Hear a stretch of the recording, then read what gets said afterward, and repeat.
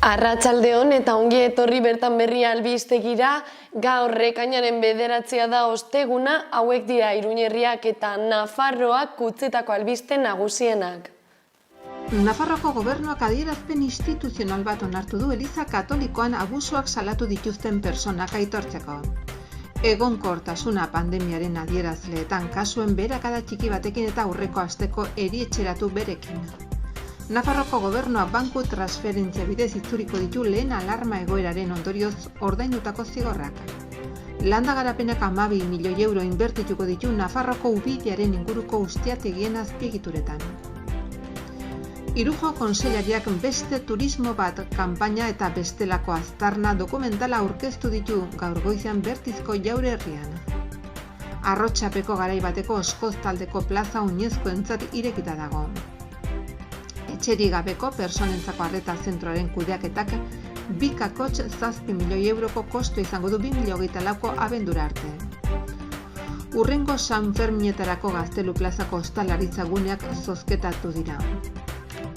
Miguel Arizkuren, Estebe Morotxo, Alexia Zilbeti eta Daniel Arzoz 15 eta 17 urte bitartekoak Bruselera joango dira Erasmus eta Coworksekin. Gobernuak 233.000 euroko diru laguntzak eman ditu Nafarroa ezagutu sareko elkarte eta entitanteentzako. Nafarroko gobernuak alor teknologiko digitaleko, ekonomia berdeko eta osasuneko proiektu berritzaile onenen iniziatesariak banatu ditu. Sendabibak Los Rápidos lau txirristeko osatutako Ur-Jolas parke berria ireki du hilaren 11an. Kondestablek Picassoren Gernika lanaren erreprodukzio bat hartuko du Belgikako txokolatez egina ekainaren 17 arte.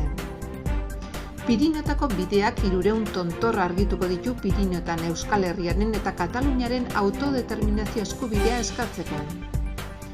Jaso ikastolak antolatutako ximur musikalak Espainiako Neurologia Elkartearen Alzheimer Sozial 2021 saria jaso du. Elizondoko abesbatzak gonbidatuta, Toledoko San Miguel de Nobes abesbatzak emanaldi bat eskainiko du Elizondoko elizan datorren larunbatean arratsaldeko 8etan.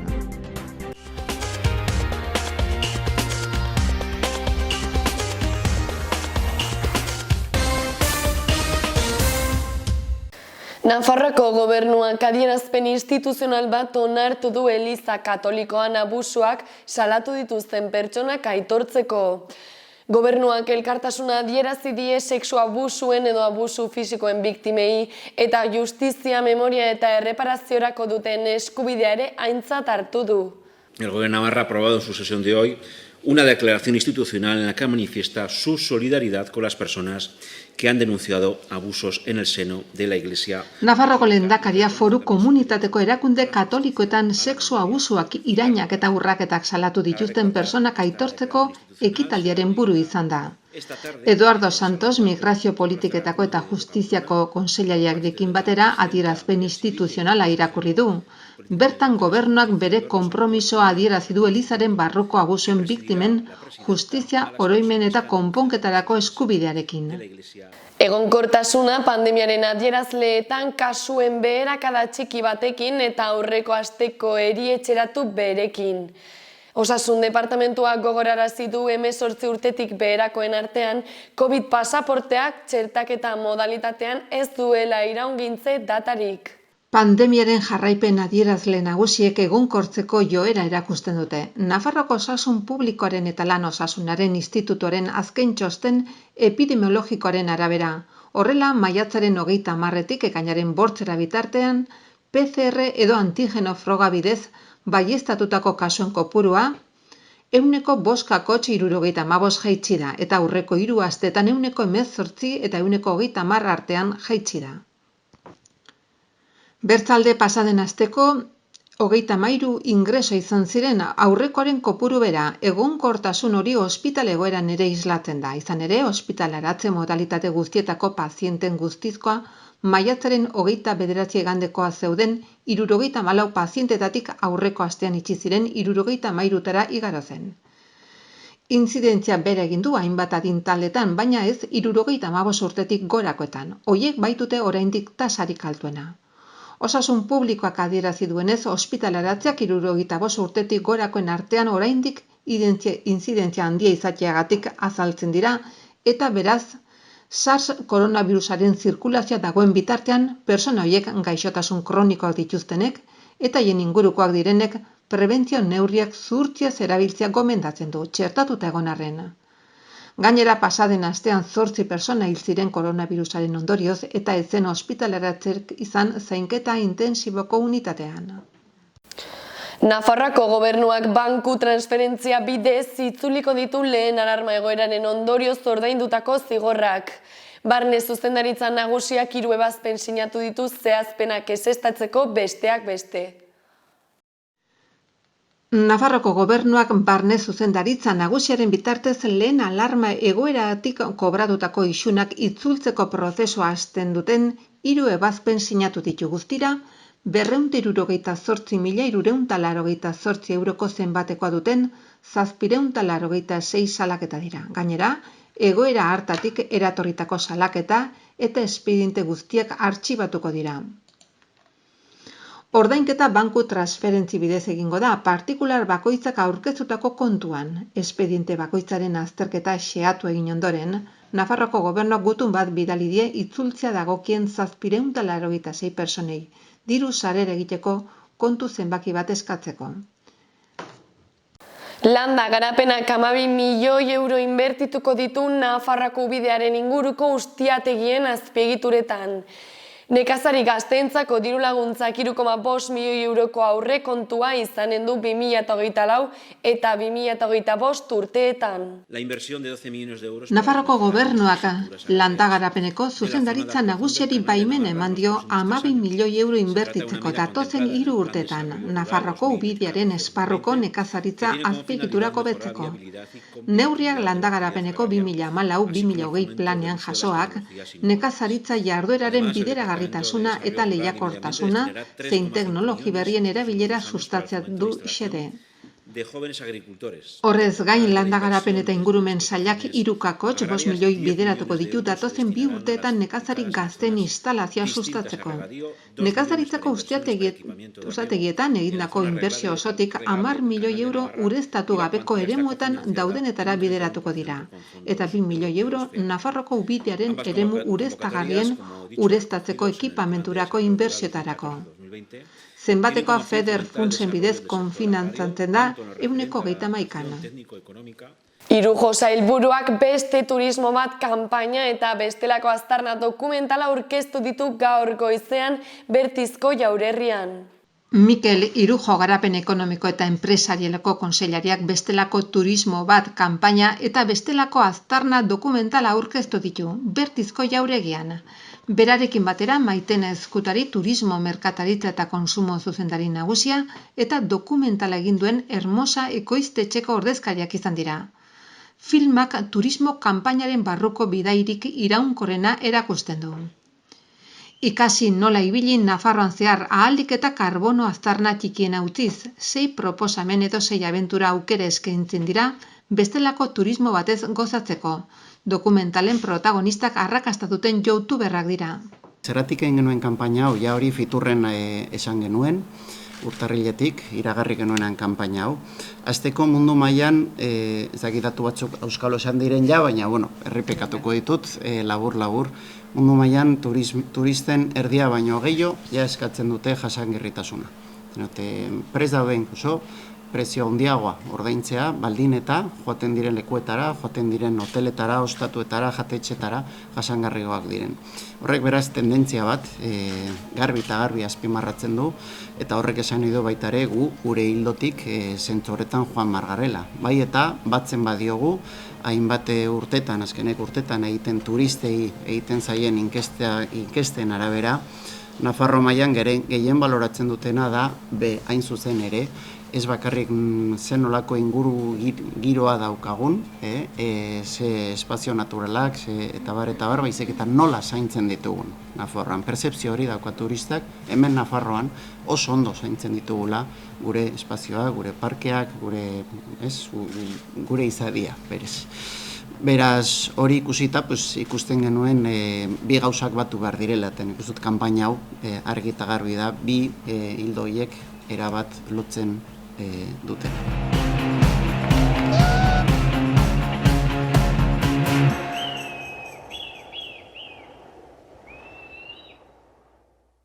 Arrotxapeko garaibateko oskoz taldeko plaza oinezkoentzat irekita dago zuhaizti batekin eta desnibela gainditzen duten arrapala eta eskailera berriekin berrurbanizatu ondoren. 326.000 euro inbertitu dira duela 2 urte eraikina eraitsi ondoren espazio publiko berri bat berrurbanizatzeko. Arrotxapea auzoako oinezkoendako eremu berri bat estrenatu du. Iruñeko udalak joan etorrietarako ireki du Oskoz etxe multzo zaharreko plaza, 6 hilabetez berrurbanizatzeko obretan egon ondoren.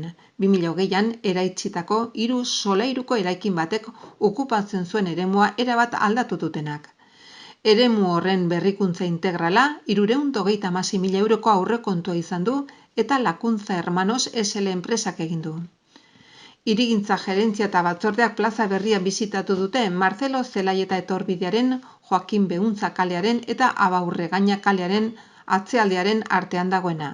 Lanek espazioa bizi berritu dute zuhaitzak dituen egonleku bat sortuz, zoladurak eta instalazioa berritu eta arrapala eta eskalera berriak sortu dituzte.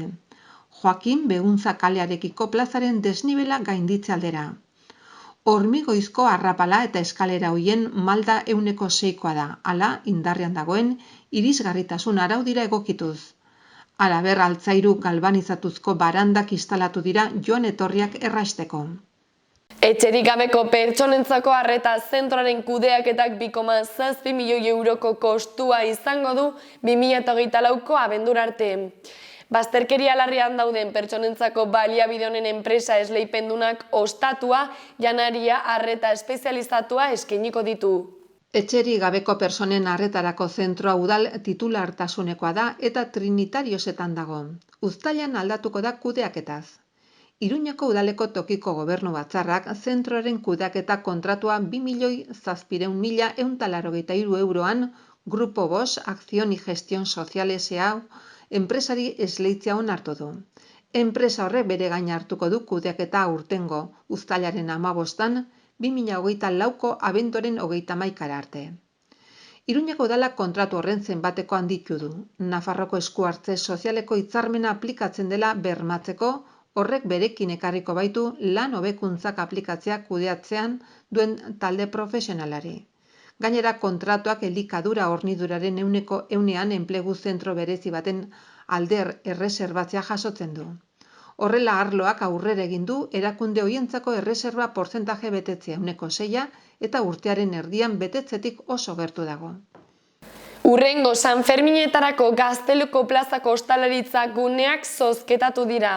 Zozketak gaur goizean eginda eta 12 establezimenduk parte hartu dute, horietako batek aldez aurretik uko egin ondoren. Gaztelu plazak 10 ostalaritza gune izango ditu datozen San Ferminetan, parterren barne mugan. Herritarren segurtasunaren arloko guneen zozketa eginda. Azkenik 12 ostalaritza establezimendu izan dira, izen eman duten 13 establezimenduetako batek aldez aurretik uko egin ondoren. Kabila, Torreón del Castillo, Kiosko, Erronkari, El Mordisco, Gure Etxea, Tasca de Don José, Baviera, Txoko eta Windsor ostalaritza establezimenduek erakusmai gisako barra gunea izango dute. Establezimendu horiek ordainduko dituzte jaietan Gazteluko plazan arituko diren hainbat disko jartzailearen musika gastuak. Musika beste San Ferminetako ohiko ordutegia mantenduko du arratsaldez eta gauez, 7:00 bedetziak 10:00 txistu eta gaita dantzaldietarako geldialdiarekin eta goizaldeko 11:30 ordu 1:30 edo 2:00 aurrera. Taberna barra hoien okupazioa mostradore gisa Gaztelu plazako eta Labriteko jeitxiraren goiko aldeko ostalaritza negozioi bakarrik zuzendutako ekimena izan da. Gobernuak 233.000 euroko diru laguntzak emango ditu Nafarroa ezagutu sareko elkarte eta entitateentzako. Beste proiektu batzuen artean Burgiko ibai igerilekoaren handitzeak eta Zugarramurdiko Aitzulora egindako bisitaren ibilbidea edo Iratiabodi guneko bidezidorren egokitzapena finantzatuko dira. Nafarroko gobernuak 233.018 euroko diru laguntzak eman dizkien Nafarroa ezagutu sarea osatzen duten erakundei. Sare hori Nafarroko naturgune babestuak, espazio bereziak eta ibilbideak kudeatzen dituzten erakundeko osatzen dute. Lurraldea antolamenduko etxebizitza paisai eta proiektu estrategikoen departamentuak bultzatutako 2 deialdiren bidez eman da diru laguntza. Deialdi horiek toki erakundei eta elkartei zuzenduta daude, lurralde garapen iraunkorreko proiektuetarako eta iraunkortasun programak gauzatzeko langileak kontratatzeko. Diruz lagundutako proiektuen artean honako hauek nabarmentzen dira. Burgiko ibai igerileku handitzea, harreragune gisa balioko duen etxola bat eraikitzea, Irati Abodiguneko bidezidorren sarea egokitzea eta handitzea, Berroako bidea argiztatzea Itaroa eta Uharte lotzen dituena, Iruñerriko ibai parkean, eta Irati Abodiko zubiaren eta Zugarroko zubiaren arteko ibilbidea handitzea. Sendabibak Los Rápidos lau txirristek osatutako Uriolas parke berria irekiko du hilaren 11an. Irujo kontseilariak udako denboraldirako parkeko azpiegitura berrien irekieran parte hartu du.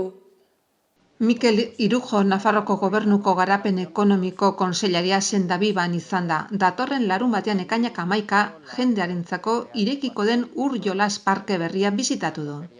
Azpiegiturak 100 metroko luzera duten lau txirrista ditu, bata kurbatua, bestea uhindua eta bi zuzenak, eta irtera 14 metroko altueran dago.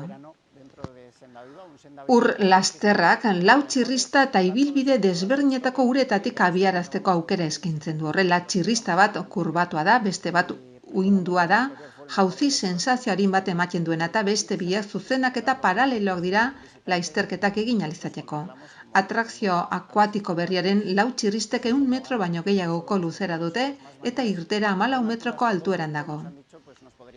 Atrakzio berri honen estrenaldiarekin Sendabibaren uretako eskaintza osatzen da. Pasaden udatik aurrera, Roko Ursua rokodromo baten eskalatzeko trebetasuna eta lau txirrista urez egindako jaurtiketa konbinatzen dituen atrakzioa, eta Splash 11 joko freskagarri dituen uretako gunea, geizerrekin zuaiska vertikaletan direkzionaletan. Horri guztiari uretako labirintoa edo uretako batalla gehitu behar zaizkio. Kondestablek Picassoren Gernika lanaren erreprodukzio bat hartuko du Belgikako txokolatez egina ekainaren 17 arte.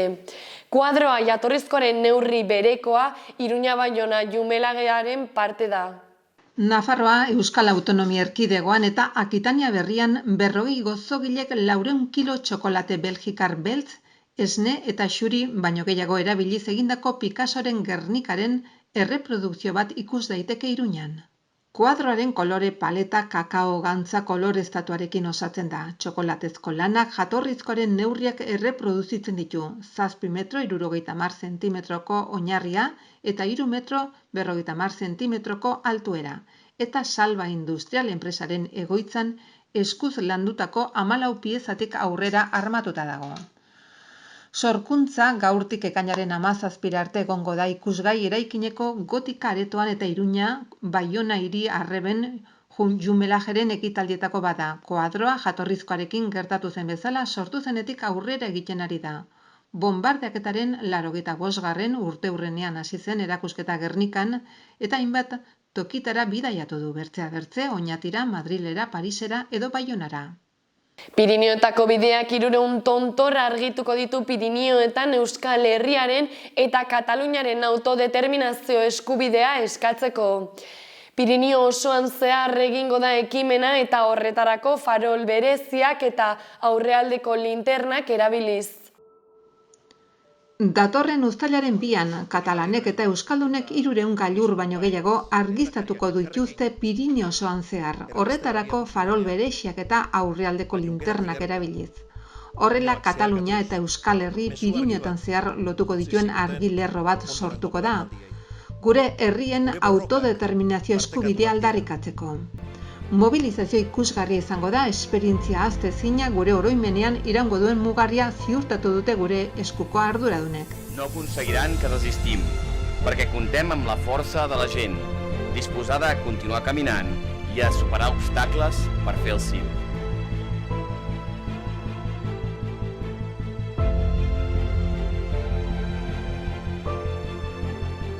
Con esta movilización conjunta vasco-catalana queremos remarcar nuestro compromiso ciudadano de colaborar y sumar fuerzas en ese camino hacia la plena soberanía.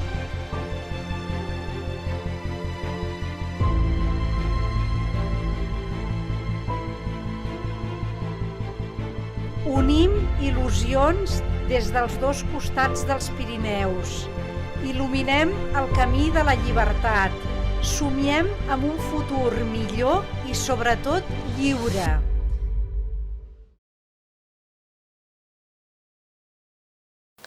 Jaso ikastolak antolatutako ximur musikalak Espainiako Neurologia Elkartearen Alzheimer Sozial 2021 saria jaso du. Jaso ikastolako ikasleen musikalak Nafarroko mugetatik haratago errekonozimendua jasotzen jarraitzen du. Espainiako Neurologia Elkarteak Alzheimer saria eman dio bere kategoria sozialean. Jaso musikalari, jaz eszenara eraman zuen eta gaixotasun horri eta adinekoi bereziki eskaini zien ximur ikuskizunagatik. Urtero Alzheimerrari buruz ematen dituen sarietan Espainiako Neurologia Elkartea Jaso ikastolaren ximur musikalaren proposamen artistikoa eta hezitzailearen originaltasuna aitortu dizkio, bai eta ikaslei zuzendutako dementzien ezagutzari eta prebentziori lotutako irakaskuntza proiektuare. Espainiako Neurologia Elkarteak sari banaketa egiteko antolatutako ekitaldi instituzionala eginda Barcelonako Santa Creu San Pau ospitaleko esparru modernistan eta kategoria zientifikoan Mar Suárez Calvet ikertzaileak jaso du Alzheimer saria gaixotasun neurologikoi buruzko beste sari batzuen artean. Jaso ikastolaren saria Imanol Janizez eta Irantzu Zabaltza musikalaren zuzendaria jaso zuten. Eta eskerrona adierazi zuten, zen bezalako ospe zientifikoa duen erakunde batek eskola talde honek sormenaren eta lan kooperatiboaren bidez haien aiton amonen belaunaldiko persona askok bizituten errealitatera hurbildu, empatizatu eta sensibilizatu nahi izanagatik, bai eta ekimenaren sormena eta konpromisoa aitortu nahi izateagatik. Elizondoko abesbatzak gonbidatuta Toledoko San Miguel de Nobes abesbatzak emanaldi bat eskainiko du Elizondoko elizan datorren larun batean arratsaldeko 8:00. Elizondoko abesbatzak gonbidatuta Toledoko San Miguel de Nobes abesbatzak emanaldi bat eskainiko du datorren larun batean arratsaldeko 8:00 Elizondoko elizan. 2012ko abuztuan San Miguel abesbatza polifonikoa sortu zen. Proiektua urte horretako irailaren 29an Nobeseko jaietako meza nagusian abesteko asmoz sortu zen. Horretarako Eladio Martin erretoriaren baldintzari gabeko laguntza izan zuela. Ahotsen deialdiari erantzun ona eman ondoren taldea sendotu eginda. Une horretatik aintzinera abesbatzak urtero abesten du meza nagusian eta ospakizun liturgiko garrantzitsunetan parte hartzen du. 2013 urtean zuzendariak konposatutako San Miguel meza obra estrenatu zuen. Gaur egun abesbatzak bere lan musikala eta sozialarekin jarraitzen du bere jardueran duten errepertorioa zabala, gaztelerazko abestia, soinu bandak, egungo musika, musika sakroa, obra klasikoak zartzuela eta bar. Izan dituen musikarien kolaborazio ugariak eta landa eremuan egiten duen hurbilketa kulturala nabarmentzen direla. Musika zuzendaria Miguel Rodríguez de la Lamoda eta zuzendari laguntzailea berriz Antonio Sánchez Portillo. Hauek izan dira gaurko albiste nagusienak, eskerrik asko horregoteagatik eta bihar arte.